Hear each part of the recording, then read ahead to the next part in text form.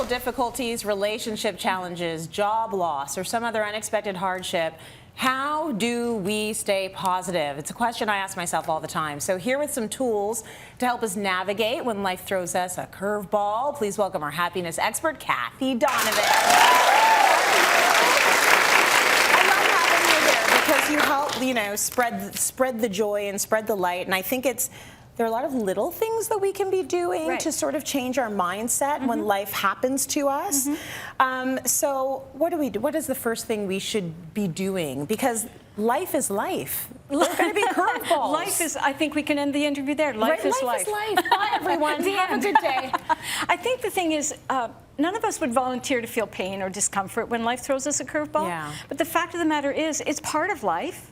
And none of us is immune. As I've said here before, nobody has their act together. We're all working on something. Yeah. So the place we need to begin when life throws us a curveball is acceptance of what is. Right. If we remember the Serenity Prayer, it asks for the serenity to accept the things we cannot change, the courage to change the things we can, and the wisdom to know the difference. Yes. So when you can't change a situation, it's important that you accept it. Our ego likes to rail against it, complain about it, be mad at it, and that's one stage. But you have to push through that to acceptance, because what looks like tough times really is an opportunity for growth. It doesn't feel that way.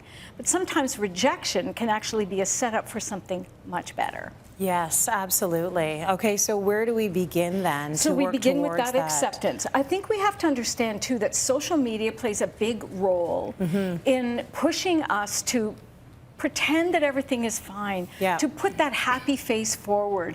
We look at other people's, I look at your Instagram, you look at mine, we look at each other's and we think, man, she's got la la la, and I'm over here struggling. It may lead you to feel that you're the only person with the problem. When everybody has stuff they're working on, that's life. It also may make you feel that there's a quick fix that you don't know about. No. But you have to navigate. Life is about the journey, not the destination. Think about what the destination of life is.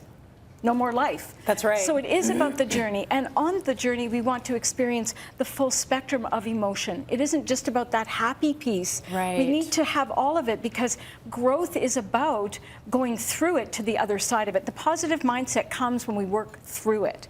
The interesting thing is that you don't really have the happy unless you've experienced the other. Exactly. Right? So you do have to try and figure out a way to accept. And I'm glad you mentioned social media, because one thing I'm trying to teach my kids is just about literacy. Like, you have to understand, people are showing a snapshot. You are not getting a full picture of anyone's life on there. And for the most part, I think a lot of people don't want to share the bad because it feels like oversharing when you start getting into the nitty-gritty of the things going wrong. But then we have this platform there where everybody looks like everything's perfect. That's a problem. That's a problem. That's a problem for a lot of us, for our mental health. I feel like it's often trickiest, I know in my world, with the people closest to us, so maybe your family and your friends. So how do we navigate that? I think that is the truth. It's very tricky with friends and family who mean so well, but often they can add stress to a stressful situation. Yes. So I recommend to my coach clients, if you're having a tough time with something you can't control, find a trusted advisor. It could be a therapist, a counselor, a religious leader, a coach. It could be somebody who just makes you feel comfortable, because you have to navigate it. You can't take somebody else's advice, because often other people's advice is what they would do, not what you would do. And only you know what you would do. You also want to rely on your cheerleaders. I know you have a squad of cheerleaders. People who love you. They just love you no matter what's going on. Lean on them. Tell everything to the therapist or trusted advisor, and then control the narrative with everybody else. People will say to you, if it's a job loss, for example, and you leave the job and you bump into a former colleague and they say, "How you doing?" And they say it just like that. It makes you feel like, oh, I don't have all the answers. I don't have all the answers. Find a story that calms their concern down, because often it's awkward for them. So a story might be, it's very interesting, I'm meeting a lot of people, I'm exploring some opportunities, it's all good, thank you for asking. That's not a hard thing to remember, and it just shuts down all the extra that you don't need to focus on. We could almost do a whole other segment on all the things we shouldn't say to people. Because you know when someone comes up to you with those sad eyes and you're like, I'm actually okay, but now I'm not. Because you gave me sad eyes. Yeah, I'm thinking you're about pitying me. So that's okay, that's very interesting. I feel like it is hard when we're blindsided because it feels like we're taking care of everyone else.